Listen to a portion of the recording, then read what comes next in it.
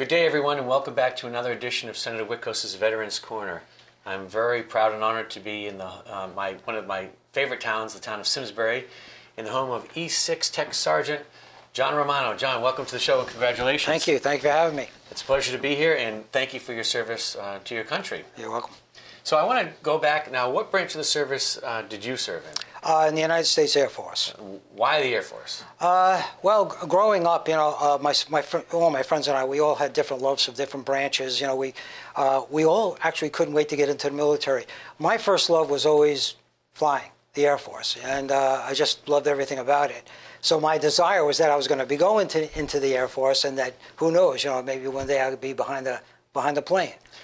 It didn't work out that way. Well, so you said you and your friends in high school were always talking about the different branches of the service. What was going on in America that, if the service discussion was happening, was there anything going on? There were difficult times occurring at that point. I mean, there was a lot of controversy. Take us back. Well, I graduated high school in '63. Okay. All right, and I did '63, and then we all went down to, I'll just let you, we all went down to Whitehall Street, where we were called to get our physicals, to get our classification, because it was it was a draft period then. So everybody knew they were going to be drafted, but we had to get our classification. So all of my friends and I, we always thought we were tough guys. Yeah. And we can do this. We're going to go. You were in New York, right? No offense to the New Yorkers, but yeah, I was born and raised in the Bronx, and then eventually we moved out as I got older. But we were, we weren't upset about it. It's hard to say now. You look back on it, but at that time we weren't upset. We thought this is just what it is. We're going to serve our country just like our fathers did. Right. My father was World War II. I had uncles that were World War II and in Korea, so we had all the stories. Our big hero of that time was John Wayne. Every movie that he portrayed in the military, we were successful. Right. The brave and the true, and we all, I know I did. We all felt that way about it, that this is just something we're going to do. Do you think that was we love our country? Like a rite of passage? You turned 18, you went down and you registered for the draft. Right. And at that time, I mean, we got our classifications that day, and that same day that we had gone for the physical, they told us, a decorated Marine actually came in and said, all you fellas, you're all going to Nam. So, we were aware of that. We didn't know, I don't remember anyone saying, geez, I don't want to do it. We all ended it, but we all went our own ways. What do you mean by classification? This is the first I've heard of that term when you went to... Oh, well, they give you a full physical. Mm-hmm. There's hundreds of GIs walking around naked and in cold, and what they do is they give you a physical, and then they determine if you're 1A. And 1A means you're ready to go into the military and training, there's nothing wrong. 4F is the other extreme, where you have some physical problems that will not allow you to go into the military. Okay. So that's the classification I'm talking about. So you were one or the other? You were either 1A or 4F. Okay, and so once you did that, they said you're drafted, all you and your buddies, you're going to... You'll be going, Vietnam. Right, you'll be getting called at some point. No one knows, but no one knew exactly at what point you would be called. So what happened? You go home and say, Mom and Dad just went down and registered for the draft today? Well, they knew I was going for that. That was nothing. My father understood that. What happened was, a while later, and probably a year or so later, at dinner, I brought that to their attention and said, just to let you know, I've enlisted in the Air Force. We weren't getting it. Some of my friends got called to the Army. Some were going into the Navy, and like I said, I liked the Air Force, and so I did. I just went down there and I enlisted. A week after I enlisted, funny enough, the Army sent me my paper saying you've been drafted. So I took that down to the Air Force, and they said, nah, you're Air Force material now. Don't worry about these guys. Everybody wanted a little piece of you. Everybody, yeah. At that point, yeah, sure. Everybody wanted a piece of you. So where did you go? So you enlisted, and you got a date certain that says, John, either get on a bus or come down here. We're sending you off to boot camp. Right, exactly. They gave us a date. We went down to, we were actually out in LaGuardia Airport, where there was a training camp out there, but we went to that point and we left from there. The Air Force, our training base was in Lackland, Texas. Okay. Which is just San Antonio, really, area. And that's where I ended up going. That was my first time on a plane. So when you got to Lackland, Texas, did you have a choice of what kind of job you wanted to do? No. You said you wanted to get behind the... No, in typically you go through basic training and you go through weeks of it. No one tells you, but they do test you periodically. They give you tests, and then at the very end, they determine this is what we think you're good for, and then they send you off to that. You can put down on the paperwork that I'm interested in doing this, that. I did make it because I just didn't have all the requirements to be a pilot, right? Or in that field. But I could fly. It's just that I couldn't fly a plane. So is it almost like an aptitude test, or they just monitor you to see how your progression is in during your basic training, and they say, based on a testing process, you'd probably be good in this field, this field, this field, and then they would send you there and try you out? Very much that way. During that period, yes, a lot of it has to do with the testing that you take. That they also look at you physically. There were a number of, even back then, there were a number of fellas that couldn't make it, gave up, couldn't take the pressure. It depends on where they came from. They weren't brought up that way, and and they left, or they were discharged out, saying that they weren't acceptable. But I had choices that were given to me. And for me, it was to be a part of, I was sent to a Strategic Air Command base, SAC base. And at that time, I was looking to get on board. I could only get on board of what they call a KC-135, which is a fuel jet. And you've probably seen them in movies where jets are pulling up and fueling. I was assigned to that, thinking that I was going to go overseas with that unit, but the unit that I was assigned to was statewide and was going to go overseas, but not to Vietnam. And I can't tell you why, but maybe just the way I felt about the country is that I wanted to go there. I wanted to be there with my buddies were there and the other guys and gals that were serving. So anyway, I did that for a while, and an opportunity came up. As I would talk to our CO, commanding officer, and I said, is anything happening? And I was called in one day, and he said, there's a position open in air rescue.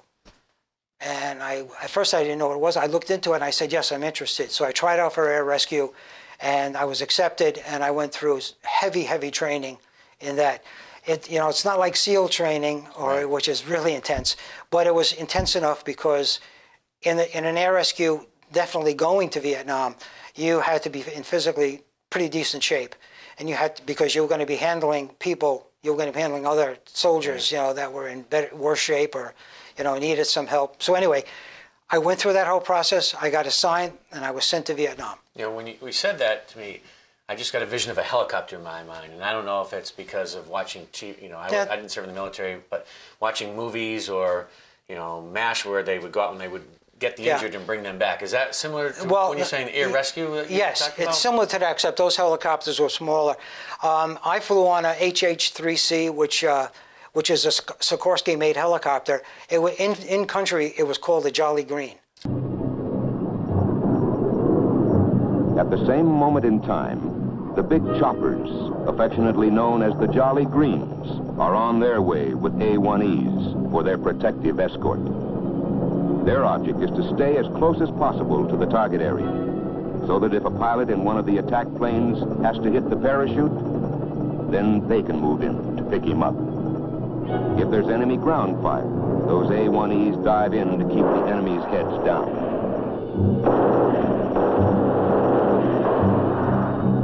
Okay. Jolly Green Giant. I mean, it was huge. It was a huge one, and typically we were going in there to rescue one or two, and sometimes even more. Pilot, co-pilot. I was a PJ. That was my designation, para jumper.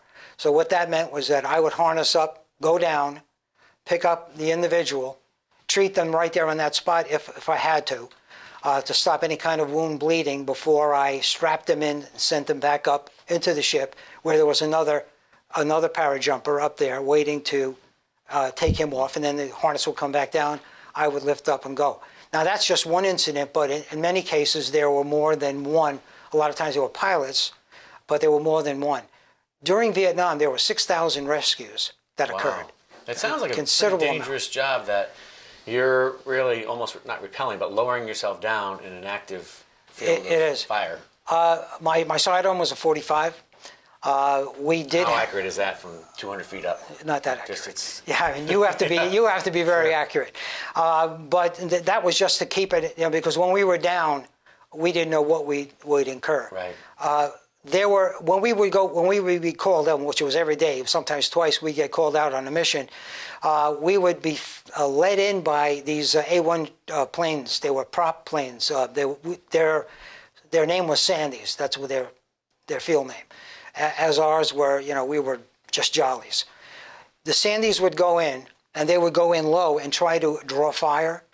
We knew that our target location, but we didn't know what would be around. Sure. So a lot of time, the Viet Cong, the VC would be out there, and they would be just waiting because they knew that we'd be coming in.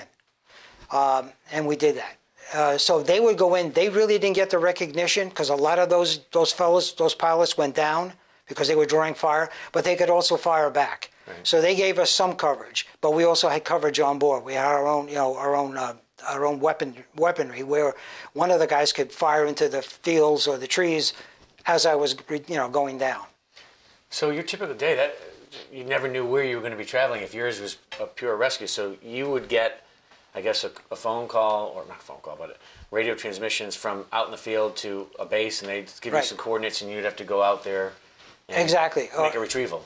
We were actually located at 3 bases. The first base that we went to was on the eastern coast. It's called Nha Trang. From Nha Trang, we did a stint in Pleiku, and then up in Da Nang. Pleiku was a difficult one because it was right on the Cambodian border, and a lot of times we had to go into Cambodia, which is typically a no-no, for the military because those are hot areas, but that's the job. You go in, you rescue. You get these guys out that have been in there fighting, even if they were Army, and the Army couldn't get into them. We would go in. Did we have superiority in all of our, not only in the men and women that served, but in what we offered as far as our machines, our weaponry, our technology? Well, our technology was always advanced. It's just our technology wasn't meant to work under trees, under bushes. I mean, the enemy found many different ways of hiding out and not being noticed. I mean, they were very good at doing that. And that's how they trained their people. They weren't all military. Unfortunately, a lot that I encountered too were young boys, sometimes even young girls, and not even looking like they possessed any kind of weapons on them or that they were out to get you. But for me, I would say probably the scariest moments would be on the way after I had gotten everybody up and I was on my way back.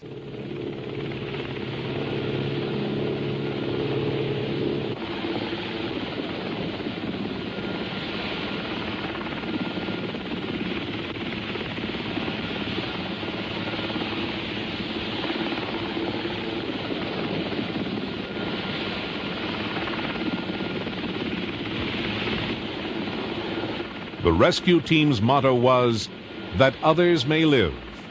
To that end, they were prepared to risk their lives.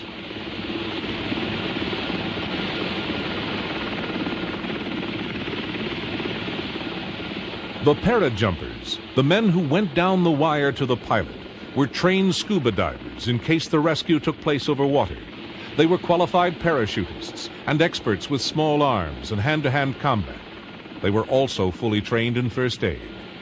With the rest of the crew, they faced the danger of flying low and slow in their chopper to the rescue site, often under intense fire.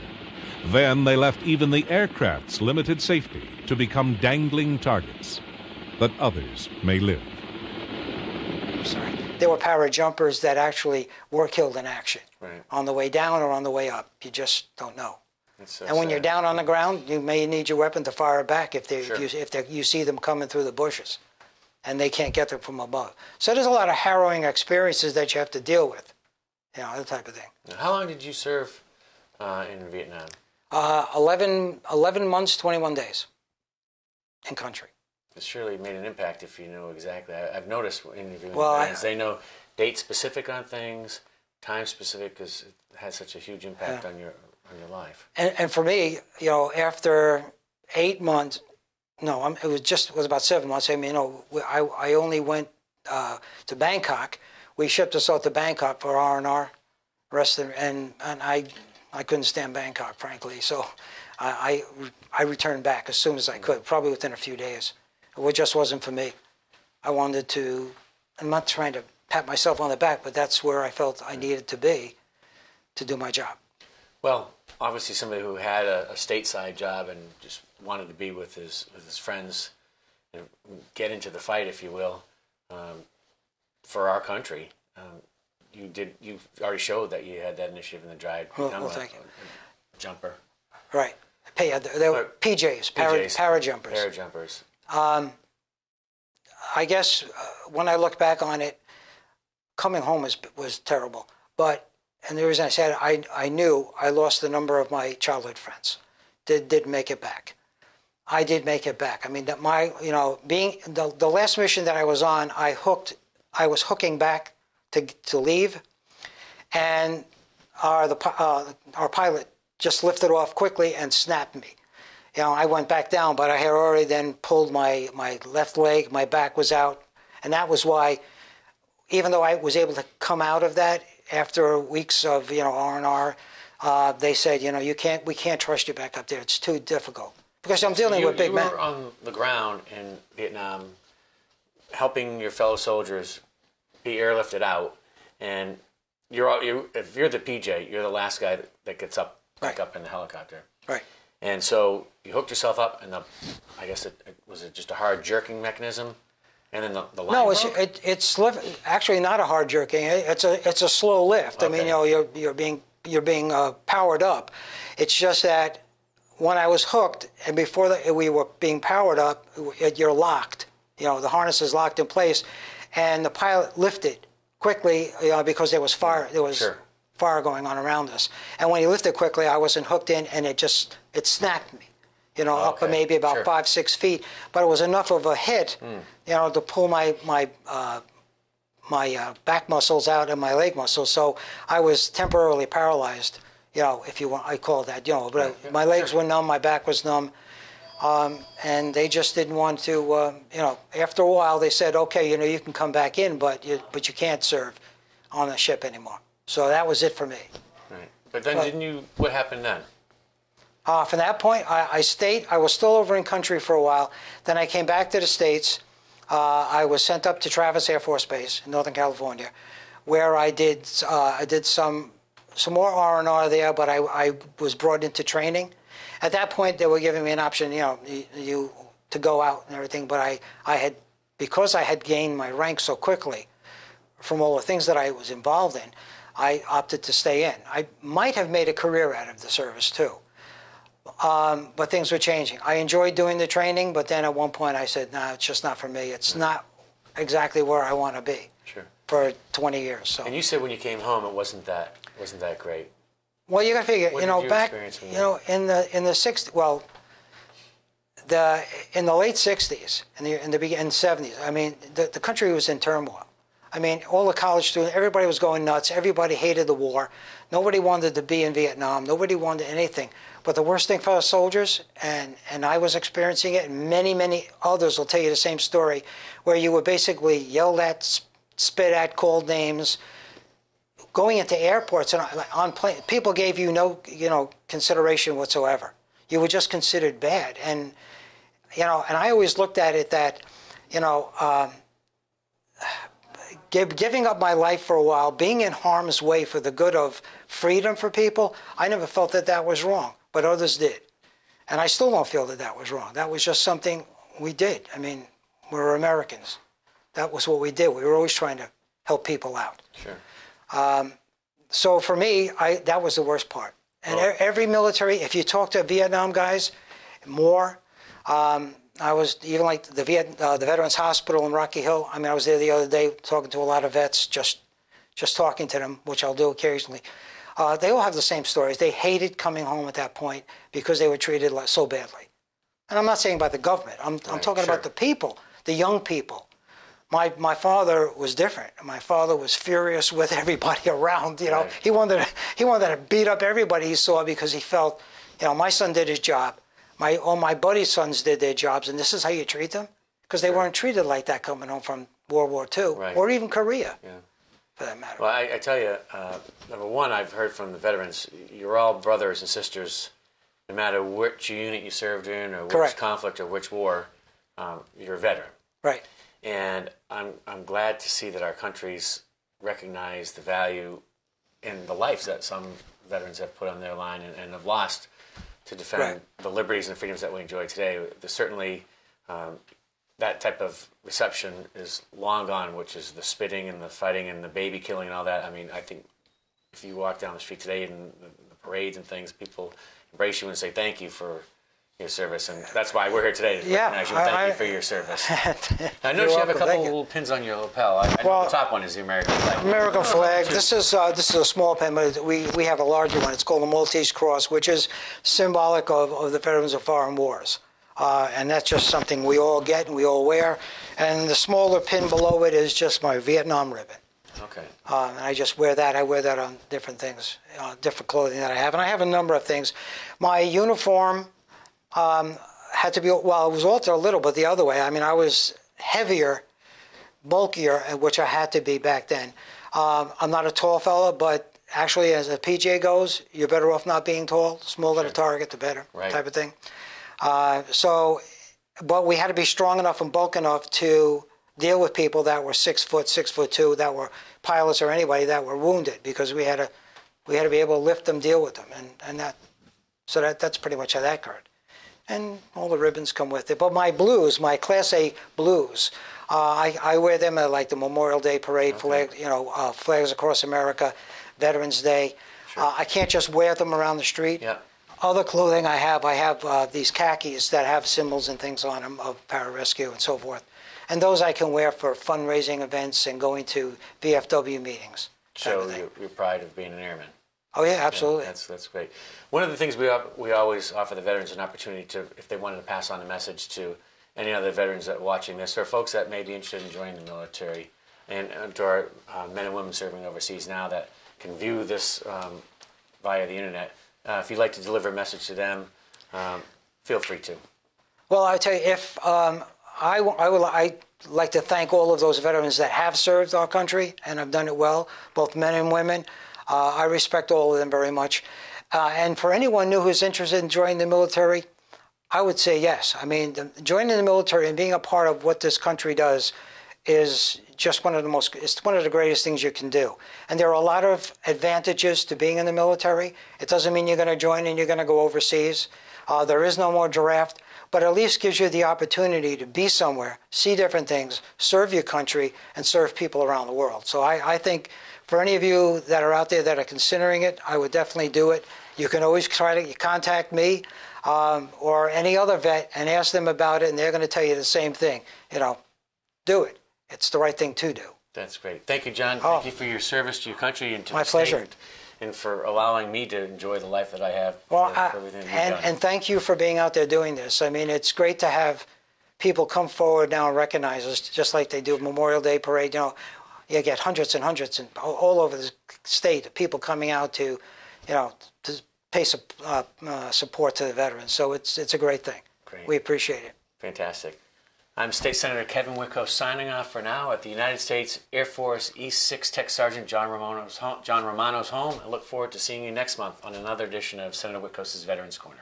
Thank you.